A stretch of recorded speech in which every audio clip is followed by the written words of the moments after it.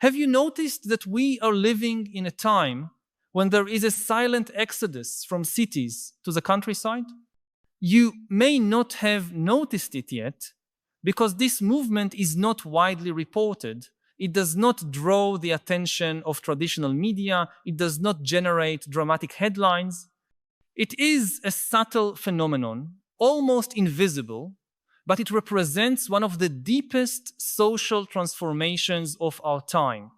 The most conscious people, those who have developed a sharper perception of the direction our civilization is taking, are silently moving away from large urban centers. And this is happening right under our noses, without fanfare, without manifestos, without most people realizing the profound change it represents for the future of our species. Why are these people making this choice? What do they see that the rest of society seems unable to notice? And what can we learn from this movement that may help us better understand the critical moment we are going through as a civilization? For most of human history, we lived in small communities, in direct contact with nature and with rhythms of life determined by natural cycles. The sun rose, we worked. The sun set, we rested. The seasons dictated what we planted, what we harvested, how we dressed, what foods we consumed. Our survival depended directly on our ability to observe and respect natural patterns. And more importantly, we lived in communities where everyone knew each other by name, where human relationships were direct, not mediated by screens or algorithms. When we needed help, we looked into our neighbor's eyes and extended a hand. When we celebrated, we did it together, in physical presence, sharing food, music, stories. This was human reality for tens of thousands of years. Then, in the blink of an eye, in evolutionary terms, everything changed. The Industrial Revolution began a process of mass urbanization that accelerated exponentially over the last 2 centuries. Cities grew, swallowing fields and forests. Machines began to dictate our work rhythms, replacing natural cycles. Traditional communities fragmented as people migrated to urban centers in search of factory jobs. And this process was considered progress, development, evolution. After all, cities brought conveniences that rural areas did not offer: running water, electricity, modern hospitals, abundant entertainment. The rural exodus was celebrated as a triumphant march toward a better future. And indeed, in many measurable ways, life improved for billions of people. Life expectancy dramatically increased. Infant mortality plummeted. Chronic hunger, which haunted humanity for millennia, was significantly reduced in many parts of the world. Diseases that wiped out entire populations were controlled or eradicated. In material terms and physical health, the 20th century represented an unprecedented leap forward for our species, and cities were the main stage of this transformation.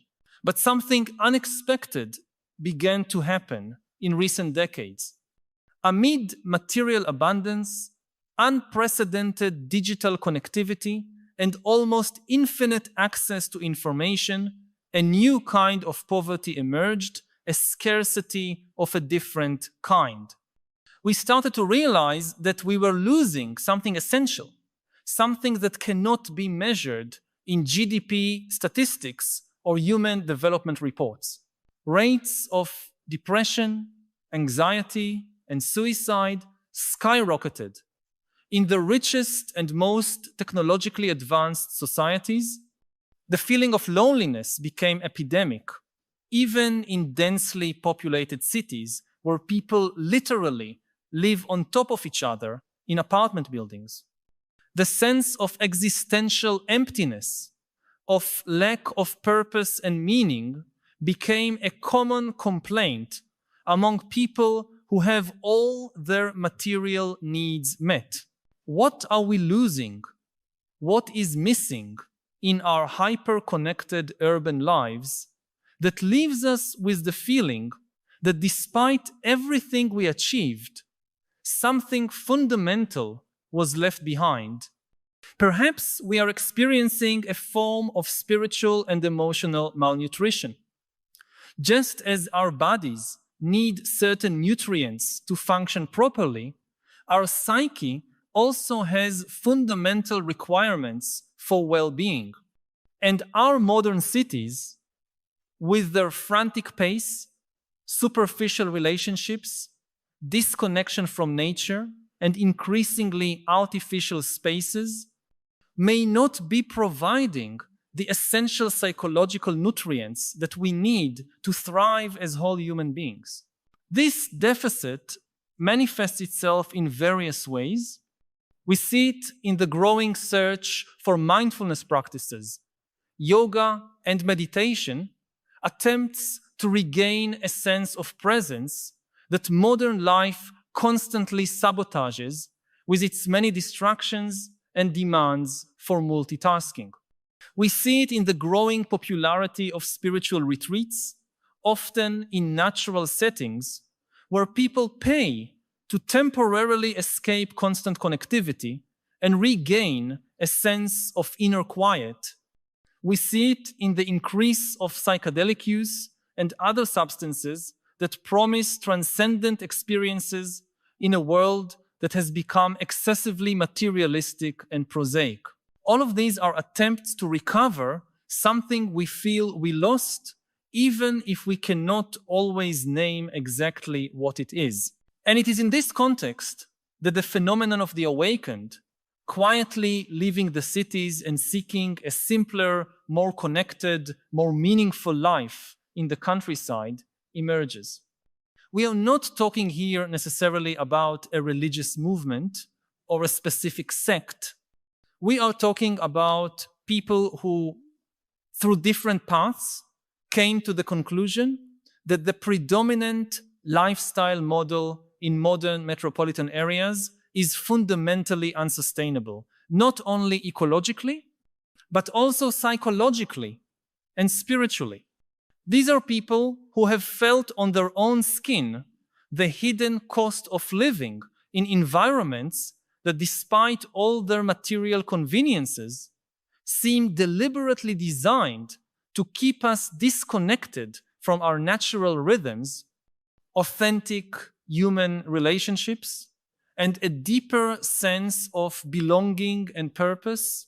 I want to pause for a moment to ask, do you also feel this deep disconnection in your daily life? This sense that although we are more connected than ever through technology, something essential has been lost along the way? I know it can be hard to put into words. Many of us carry this weight in silence, believing we are the only ones feeling this particular emptiness. But you're not alone in this. If this feeling resonates with you, share your experience in the comments. It can be as simple as writing, I feel this disconnection when, filling in your personal experience. Your comment might be exactly what someone else needs to read today to feel that they are not alone in their struggle. Sometimes, naming what we feel is the first step toward transforming it. The silent exodus to the countryside we are observing today is different from the counterculture movements of the past. It is not like the hippies of the 1960 seconds who openly rejected mainstream values and created visible, often intentionally provocative alternative communities. The current movement is more subtle, more diverse, and in many ways more pragmatic. It is not necessarily a complete rejection of modernity or technology, but an attempt to create a more balanced and conscious relationship with them. The people involved in this exodus are not simply running away from civilization, they are trying to reimagine it in a way that is more aligned with our true needs as human beings. And it is important to notice that this movement is being enabled by the very technologies that turned our cities into environments so challenging for human well-being. High-speed internet allows many people to work remotely, freeing them from the need to live near urban employment centers. Renewable energy technologies such as solar panels and small wind turbines make it possible to live comfortably even in remote areas without relying on centralized energy infrastructures. E-commerce platforms allow access to products and services that were once available only in cities. And social networks allow people with similar interests to find each other and form communities, even when geographically dispersed. Thus, paradoxically, the same technologies that disconnected us from essential aspects of human experience are now being used to reconnect us, even if in new and unpredictable ways.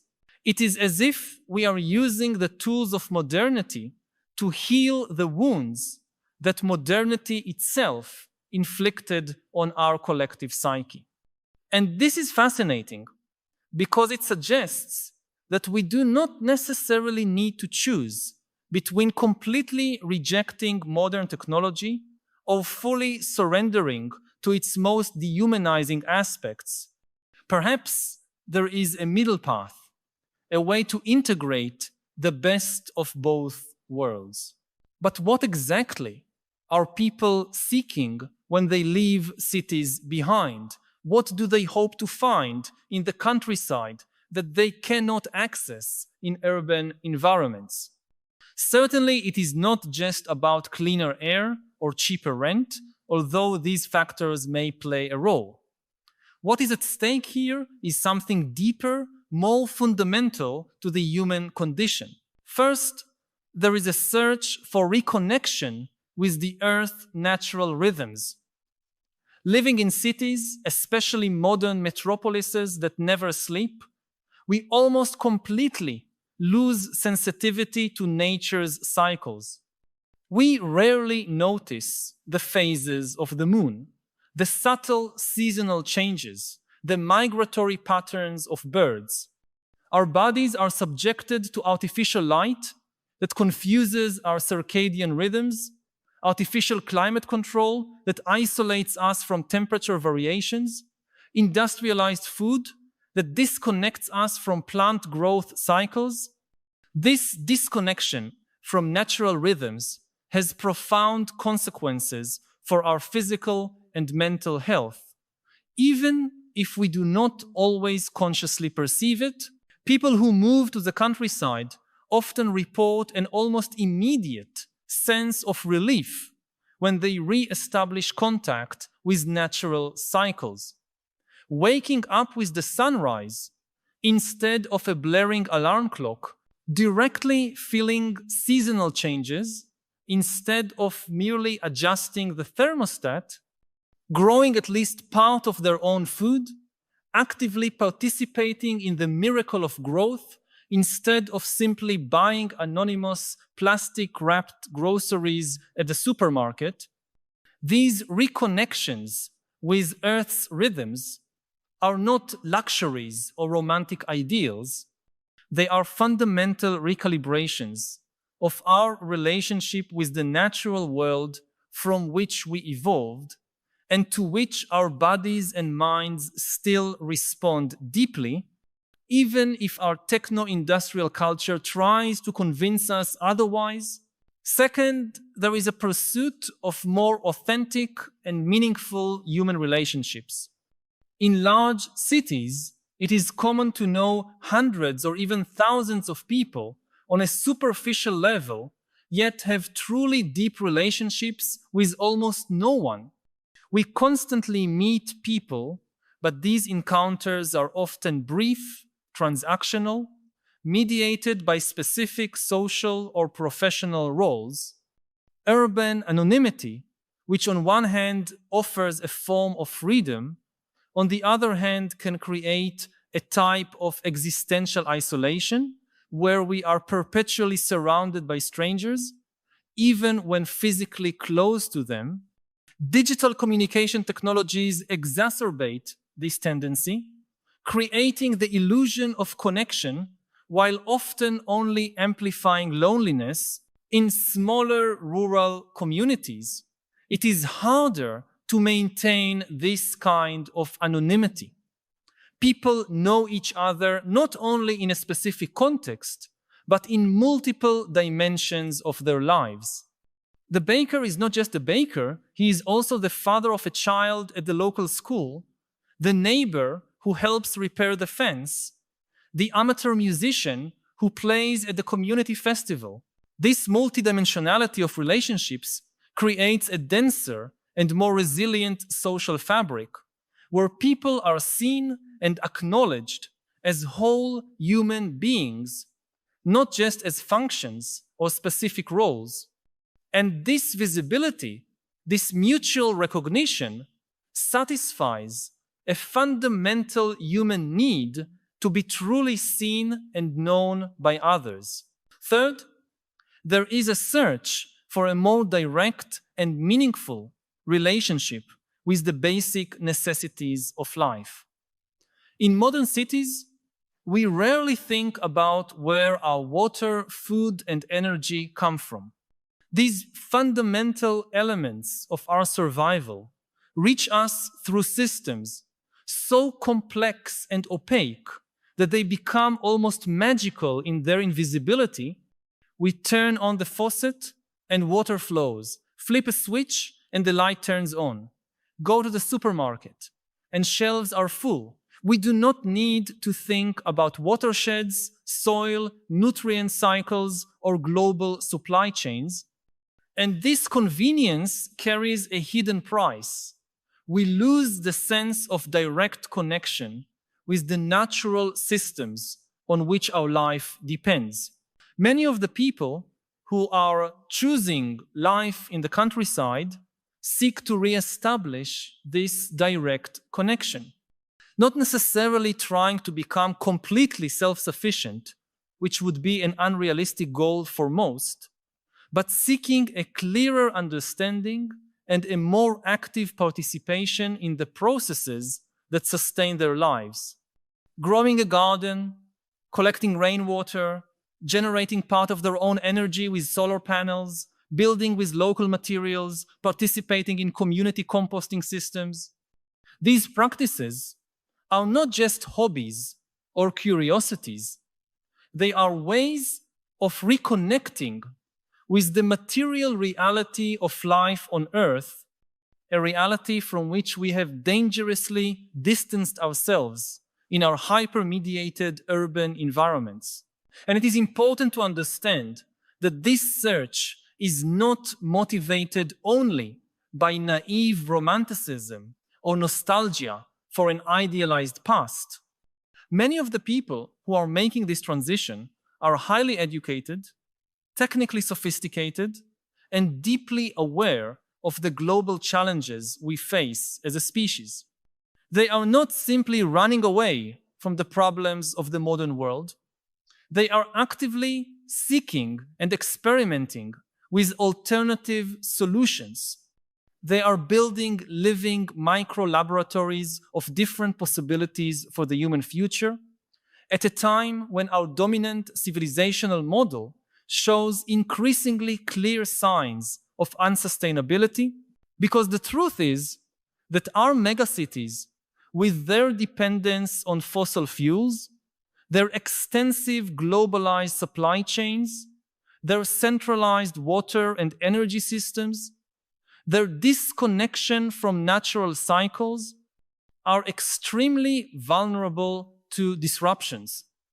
Just look at how extreme weather events, which are becoming increasingly frequent with the advancement of climate change, can quickly paralyze entire metropolises, or how a pandemic can reveal the fragility of our seemingly robust supply chains, or how geopolitical conflicts can threaten the supply of essential resources for the functioning of cities. In contrast, smaller, more localized communities with some degree of self-sufficiency in basic needs, such as food, water, and energy, with strong and diversified social networks, and with a more direct connection to local natural resources, have the potential to be much more resilient in the face of the disruptions that will inevitably come in the next decades. I am not suggesting here an apocalyptic vision of the future, but realistically acknowledging that we are entering a period of instability and accelerated change in multiple dimensions, from climate to socio-political, from technological to economic. And in this kind of environment, resilience, the ability to adapt and thrive even in conditions of disturbance and change, becomes a fundamental virtue. So when we observe this silent exodus of the awakened to the countryside, what we are seeing is not necessarily a romantic escape from reality or an irrational rejection of modernity. It may be something much more significant. The first signs of an evolutionary adaptation of our species to the emerging conditions of the 21st century, it may be the beginning of a new synthesis between the technological knowledge accumulated by industrial civilization and the wisdom embedded in more traditional ways of living in direct relationship with the earth and in human communities of manageable scale. And if that is the case, these people who now seem eccentric or marginal, rejecting what most consider a normal and successful life in the cities, may in fact be the pioneers of new patterns of human life, more adapted to the realities of the approaching future. It would not be the first time in history that crucial social innovations first appear on the margins of society before becoming mainstream. In fact, almost all major social transformations begin this way. Small experiments on the edges, which eventually provoke changes at the center when conditions mature. But there is an interesting paradox in this movement that is worth exploring. On one hand, people who are leaving the cities in search of a more connected life in the countryside often express a deep critique of modern technological society and its impacts on human experience. On the other hand, many of these same people make intensive use of advanced technologies to make their new lifestyle viable and sustainable. They work remotely using high-speed internet, stay connected with interest-based communities through social networks, use apps to map local resources or coordinate community initiatives, and adopt technological innovations in areas such as renewable energy, permaculture, bioconstruction, and water purification. This apparent paradox reveals something important about the nature of the human relationship with technology. The problem may not be technology itself, but the values and purposes that guide its development and use. The same internet that can alienate us through addictive algorithms designed to maximize screen time and data collection can also connect us in meaningful ways with people who share our passions and values. The same smartphones that can keep us in a perpetual state of superficial distraction can also serve as powerful tools for learning, community coordination, and knowledge exchange. The same social networks that can promote envious comparison and toxic polarization can also facilitate the formation of communities of practice around more sustainable and meaningful lifestyles. What seems to be emerging is not a technophobic rejection of modernity, but a more conscious and intentional renegotiation of our relationship with it. An attempt to recover human agency in relation to technology, using it as a tool for consciously chosen purposes, instead of allowing it to use us as means for its own ends or for the ends of those who control it.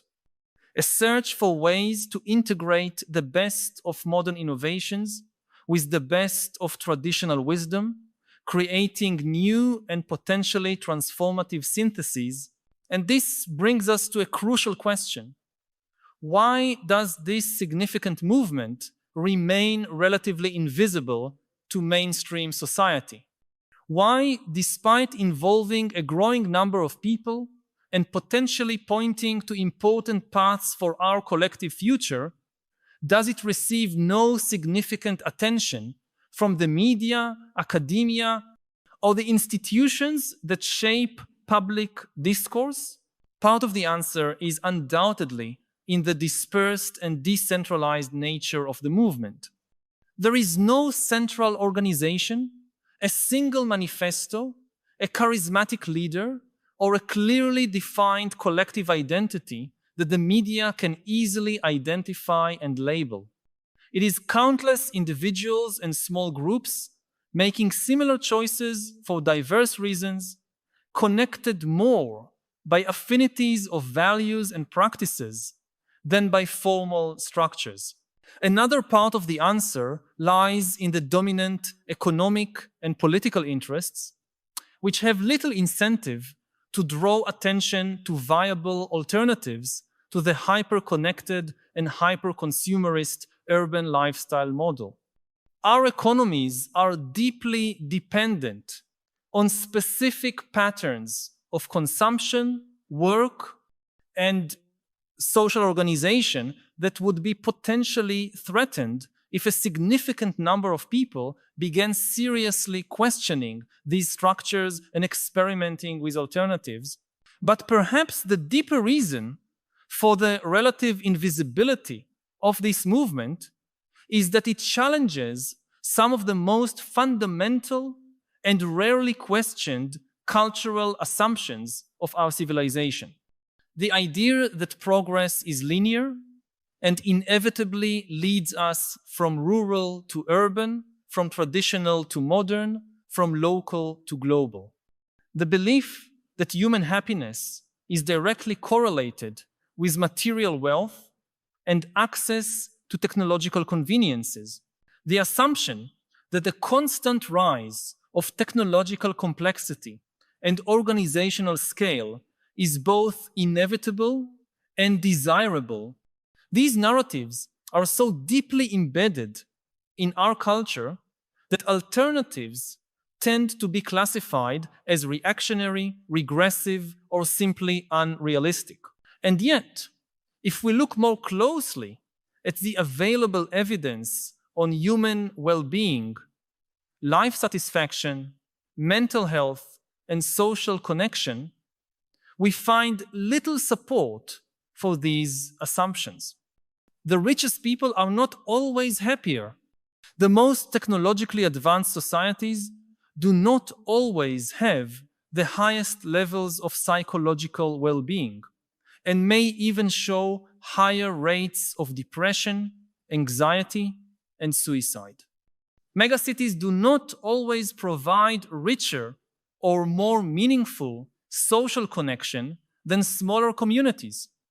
And the constant acceleration of life, facilitated by digital technology, does not always result in a deeper sense of accomplishment or purpose, and may even produce the opposite, a growing sense of emptiness and exhaustion.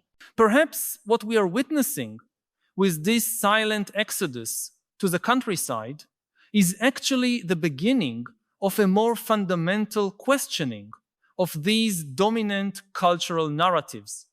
Not a romantic rejection of modernity in favor of an idealized past, but a pragmatic attempt to create new balances, new syntheses that can truly meet our integral human needs, not just our material conveniences or the demands of an economic system that often seems to have decoupled itself from real human well-being.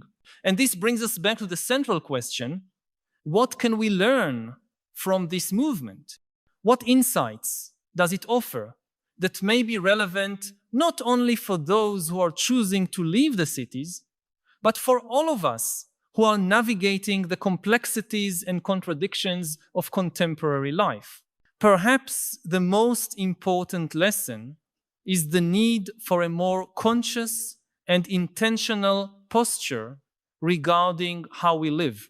Instead of simply following culturally prescribed paths, the default patterns of life that our society offers us, we can ask deeper questions about what truly nourishes us as human beings, what truly brings us lasting satisfaction and authentic meaning, and we can then make more deliberate choices about where and how we live, how we organize our time and attention, who we connect with, and how we relate to the broader technological, economic, and social systems. This more conscious posture does not necessarily require a radical change in lifestyle or location. It is possible to bring elements of this reconnection to urban life as well. One can grow plants on balconies or in community gardens, strengthen relationships with neighbors, and build local mutual support networks, create daily and weekly rhythms that honor the body's and mind's need for rest and regeneration, participate in initiatives that reconnect people to food through urban agriculture or local farmers' markets. The fundamental question is not necessarily where we live, but how we live, with what degree of awareness and intentionality. And perhaps that is the true essence of what it means to be awake in the current context. It is not about a particular spiritual revelation or a specific ideological affiliation or a defined set of practices. It is about awakening from automatic unconsciousness, from cultural autopilot, to a more conscious and chosen way of being in the world. It is about reclaiming our agency as human beings, our ability to question assumptions, reimagine possibilities, and create new forms of life that truly honor who we are and what we need, both individually and collectively. And this awakening is deeply political in the broadest sense of the term, even when it does not express itself through conventional activism or partisan engagement, because it questions the structures of power that benefit from our disconnection, our distractibility, our compensatory consumerism, our isolation from one another. It questions the logic of a system that consistently prioritizes abstract economic growth over concrete human well-being, technical efficiency over lived experience, global scale over local resilience. The silent exodus to the countryside can thus be seen not only as a movement of people seeking a better quality of life for themselves, but as a form of silent resistance, a vote of no confidence in the status quo, an embodied statement that other ways of living are possible and desirable. And in this sense, even those who will never leave the cities can find inspiration and solidarity in these pioneers who are actively experimenting with alternatives, testing possibilities, and potentially paving paths that others may follow in the future.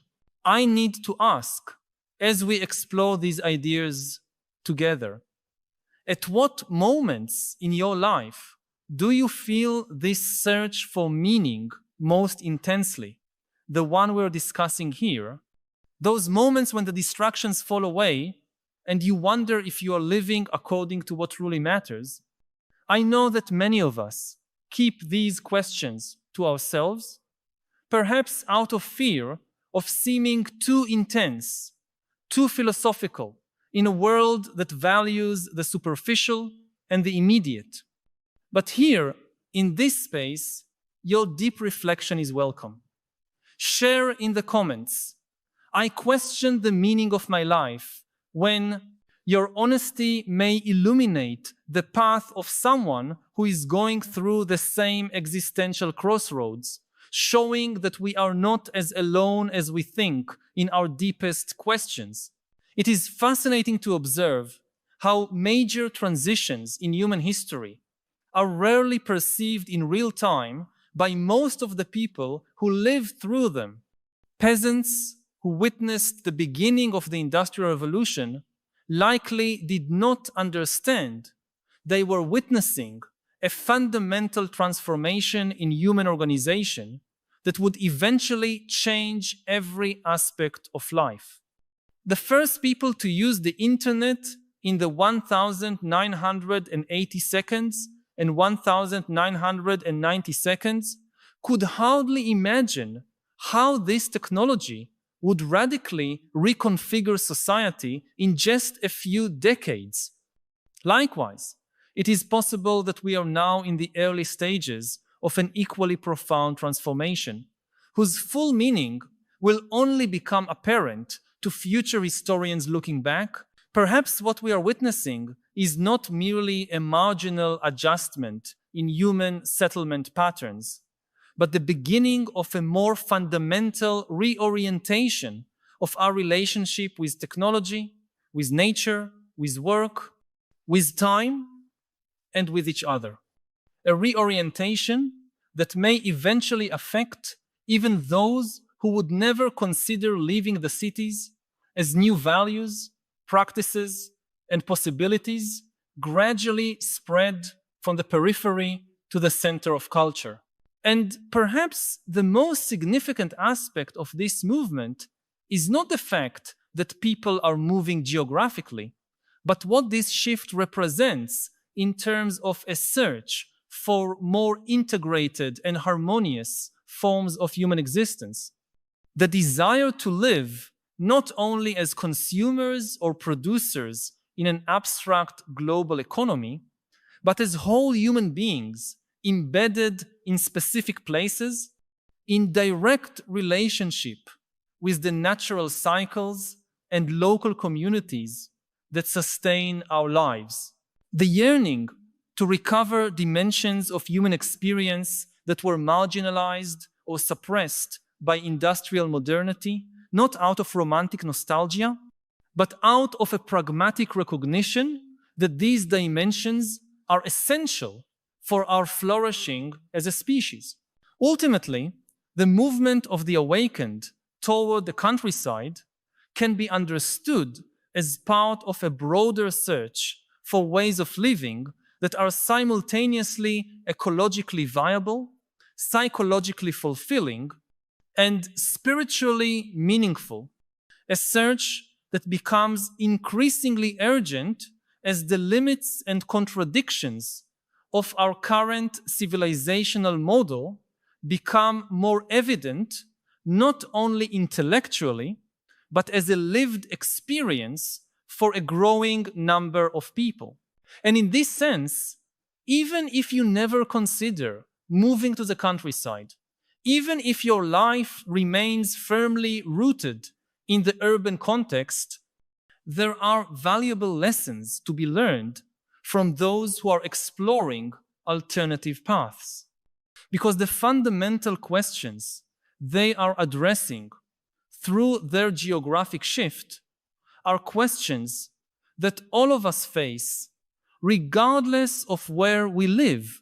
How can we live in ways that honor our nature as evolved biological beings on a living planet? How can we create meaningful and sustaining relationships in a world that constantly pushes us towards superficiality and distraction? How can we recover a sense of agency and purpose within systems that often make us feel like cogs in an impersonal machine?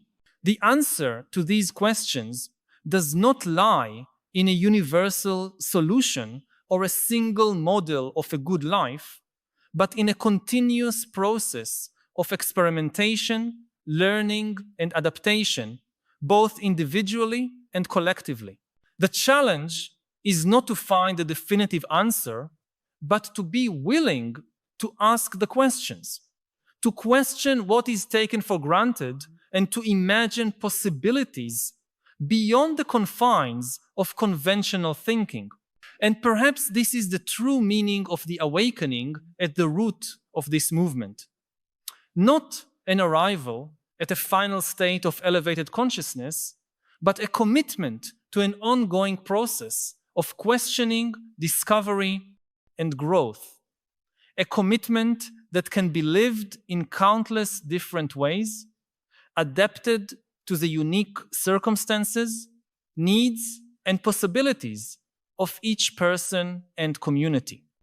A commitment that at its core is about reclaiming our full humanity in a world that so often seems designed to reduce us to much narrower dimensions of existence. If you recognized yourself in the questions we explore today and feel that you need more clarity to navigate this increasingly complex and bewildering world, consider joining us. By subscribing to the channel, you will have weekly access to reflections that go beyond superficial narratives and touch the roots of our contemporary anxieties. I do not offer simple answers or magical formulas, but an honest space of contemplation about the real challenges we face as individuals in search of meaning. This is an ongoing journey of discovery, and each video is a step toward a deeper understanding of yourself and the world we are creating together. Subscribe so we can have this essential conversation every week, and so we can build together a wisdom more suitable for the extraordinary times in which we live. Ultimately, the movement of the awakened toward the countryside is not just about changing location, but about changing perspective.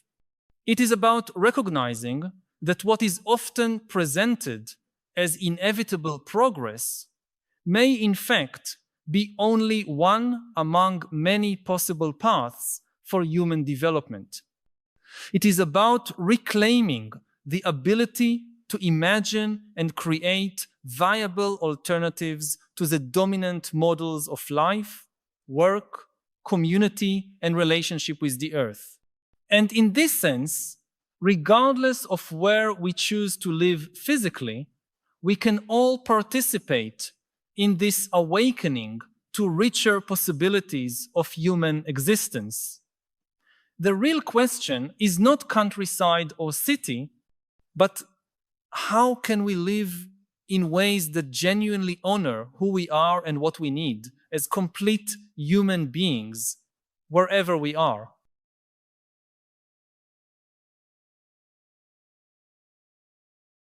When the Industrial Revolution erupted, a lot of people said that the only way to build an industrial society is to build an empire. Why? Because you need to control the sources of raw materials and the markets of the industry. So any country that industrialized, first Britain, but also then France and Belgium and Germany and Japan, they all built empires because people thought this is the only way to build an industrial society, with terrible consequences for hundreds of millions of people, not just in India, but in many other parts of the world. Another experiment was totalitarian regimes, that people thought the only way to build an industrial society is to build a totalitarian regime like Nazi Germany or like the Soviet Union, because they thought the only way to control the immense power of industry is if the government controls everything: the economy, society, culture, totalitarianism. Now we know that these were mistakes, that there are better ways to build industrial societies. If you only give a company or an algorithm the goal of increasing production, which in social media means increasing engagement, produce more time spent on the platform, this will not regulate itself. And here we need intervention of government to regulate it. And the two most obvious regulations, first of all, companies should be liable for the actions of their algorithms. The companies constantly try to confuse people by saying this is against free speech. The government wants us to censor our users. And this is, I think, deliberate obfuscation, deliberate confusion. The issue is not what the users are doing. The issue is what the algorithms of the company are doing. If somebody publishes a hate-filled conspiracy theory, at least my personal opinion is that except in very extreme circumstances, it should not be censored and the person should not be punished. The problem is not with the human being who published this hate-filled post. The problem is that the Facebook algorithm or the TikTok algorithm now takes this post and deliberately shows it to millions of other people because it assumes that it will increase engagement. This is the problem. One of the things I liked about Buddhism is that belief, to some extent, is of course important.